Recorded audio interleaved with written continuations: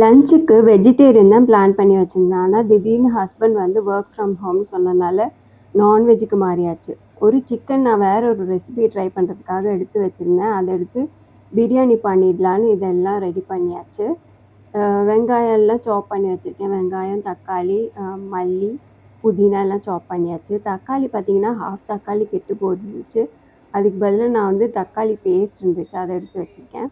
So எண்ணெய் ஊற்றிட்டு நம்ம மசாலா போட்டுக்கலாம். பட்டை, கிராம்பு, ஏலக்காய்லாம் போட்டுட்டு சாப்பிட்டு வெங்காயத்தை எடுத்து நல்லா வதக்கிட்டு இஞ்சி கார்லிக் பேஸ்ட்டும் போட்டு வதக்கிட்டு நான் வந்து இந்த பாதி தக்காளியும் பாதி தக்காளி பேஸ்ட்டும் ஆட் பண்ணிட்டேன். அதுக்கப்புறமா தயிரில் நான் வந்து பிரியாணி மசாலா, சில்லி பொடி, காஷ்மீரி சில்லி பொடி, அதுக்கப்புறமா கொஞ்சமாக கரம் மசாலா, கொஞ்சம் சில்லி சிக்கனோட மசாலா போட்டு ஆட் பண்ணி தயிரில் நல்லா மிக்ஸ் பண்ணி வச்சுருந்தேன். அப்போ அதுவும் போட்டு நல்லா எண்ணெய் தெளிஞ்சு வர வரைக்கும் நல்லா சாட் பண்ணி எடுத்தாச்சு.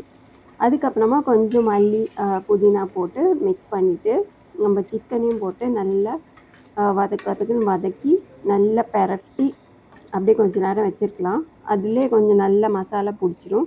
அப்புறமா கொஞ்சமாக லைம் புழிஞ்சிட்டு தண்ணி ஊற்றிக்கலாம். நான் வந்து இங்கே வந்து சீரக சம்பா தான் யூஸ் பண்ணியிருக்கேன். இப்போது 2 கிளாஸ் யூஸ் பண்ணியிருக்கேன். அதுக்கு நான் 3½ கிளாஸ் தண்ணி வச்சேன். அது ஆக்சுவலாக கொஞ்சம் ஸ்டிக்கியான மாதிரி இருந்துச்சு. அதனால நீங்கள் ட்ரை பண்ணும்போது ஒரு 3¼ நிறுத்திக்கோங்க தண்ணி. நல்லா தண்ணி ஊற்றி அரிசிக்கும் தண்ணிக்கும் சரியாக வரும்போது நம்ம எடுத்து தம் வச்சிடலாம். ஒரு இந்த மாதிரி ஹெவி பாட்டம் தோசை பிளேட் வச்சுட்டு அதுக்கு மேலே இந்த பாத்திரத்தை வச்சுட்டு நல்ல ஒரு ஹெவியாக ஏதாவது வச்சு தம் வச்சுட்டு ஒரு 15 மினிட்ஸ் சிம்மில் வச்சுட்டு எடுத்து பார்த்தா சூப்பர் பிரியாணி ரெடி ஆகிடுச்சு.